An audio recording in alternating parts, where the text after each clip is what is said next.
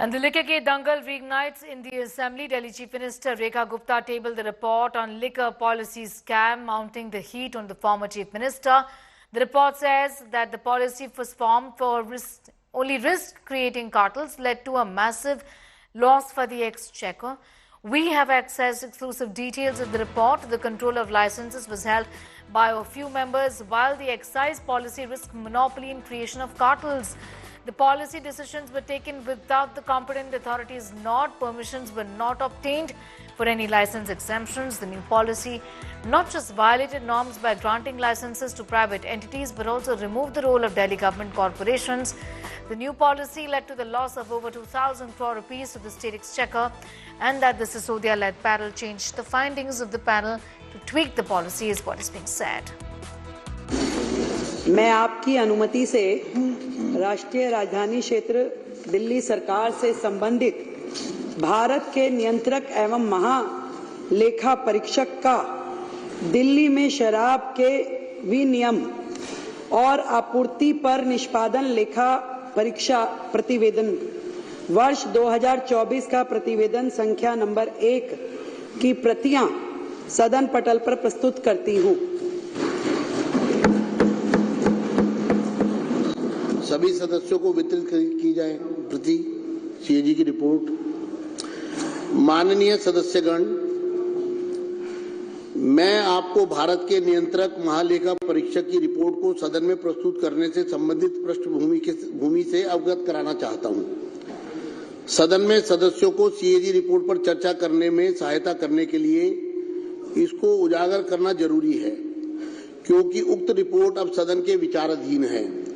यह इसलिए भी महत्वपूर्ण है क्योंकि सदन के कई सदस्य पहली बार चुनकर आए हैं और इस पृष्ठभूमि की जानकारी मिलने से उन्हें रचनात्मक ढंग से चर्चा में भाग लेने की में मदद मिलेगी।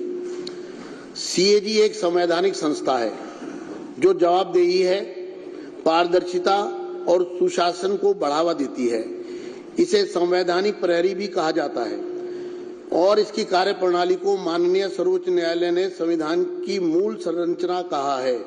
सीएजी जनता, विधायिका और कार्यपालिका को यह स्वतंत्र और विश्वसनीय आश्वासन देती है कि सार्वजनिक धन एकत्रित किया जा रहा है और उसका प्रभावी ढंग से कुशलता पूर्वक उपयोग किया जा रहा है।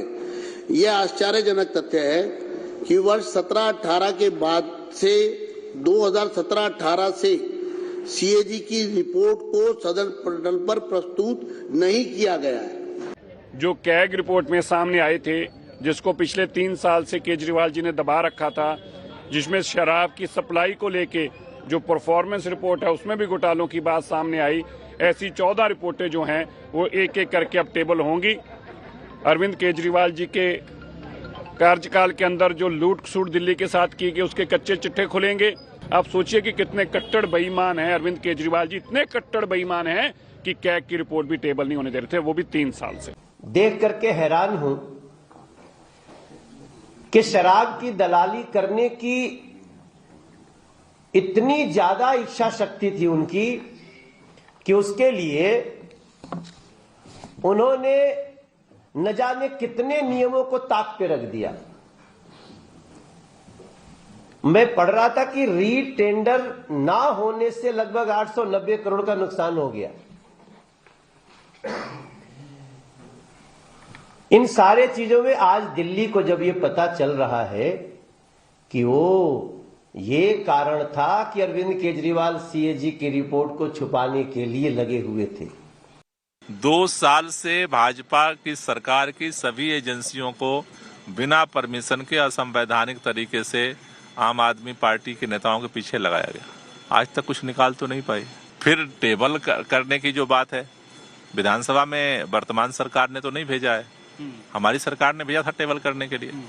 तो देखो, कुल मिलाकर के क्या है, भारतीय जनता पार्टी कोई न कोई स्टंट करके काम करने से बचना चाहती है। भारतीय जनता पार्टी के नए विधायक और मंत्री ये दावा कर रहे हैं कि इन्हीं सीएजी रिपोर्टों के सहारे अब पूर्व मंत्री, विधायक और आपके पार्टी के संयोजक जेल जा सकते हैं।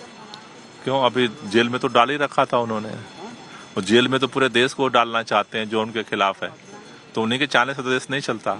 कल भी लड़े थे और आज भी लड़ेंगे। Amit Bharadwaj getting in more details in that story at this point in time. Amit, this war of words will only escalate further. This was one report that was tabled. There are many more, about 13 I would say, because these are reports that had to be tabled earlier when the Aam Aadmi Party was in government. And now the BJP says we'll be tabling them one by one. Right, Sneha, you know, the first assembly session and right after the oath-taking ceremony, what's happening in the Delhi Assembly is tabling of these CAG reports which were pending, which did not see the light of the day back in the past. But now there are two versions of the story. One, that the government had tabled this particular report, showing as to, in the CAG report, as to how around 2,000 crore rupees of exchequer loss happened due to the irregularities in the excise policy that was formulated by then Aam Aadmi Party government. And on the basis of that, the BJP leaders and the ministers are saying that now the time has come that based on these CAG reports, the legal action will be taken against the Aam Aadmi Party leaders, the ministers and the chief minister who was in power during the Aam Aadmi Party's tenure. But on the other side, what's happening? The Aam Aadmi Party is saying that, we were the ones who had sent this CAG report to the Speaker's office. So it's not in the BJP's tenure that the CAG report is, being taken up. Rather, our government had sent it to the Speaker's office, and it depends on the Speaker's decision when and how to table that report. So number one, counter. Number two, they are saying that, nothing new in these allegations. The action against our leaders have been already taken by the BJP, and they are again dubbing it as vendetta politics. As you also heard, Gopal Rai, the convener of the Aam Aadmi Party in Delhi, as well as former Delhi minister, he said that, in this particular excise policy case, action has been already taken by the investigative agencies, and the AAP leaders were arrested in the past as well. But nothing has been proven in the court of law. No proof has been submitted in the court of law.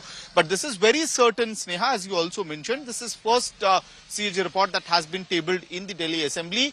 As the Delhi Assembly session will reconvene, because what I'm given to understand through my sources is that in this particular session, the BJP would want the focus to remain on the excise policy case, and that is why the government is intending, in the Speaker's office could be only taking up the CAG report on the excise policy, the new excise policy that was formulated by the Aam Aadmi Party. Right.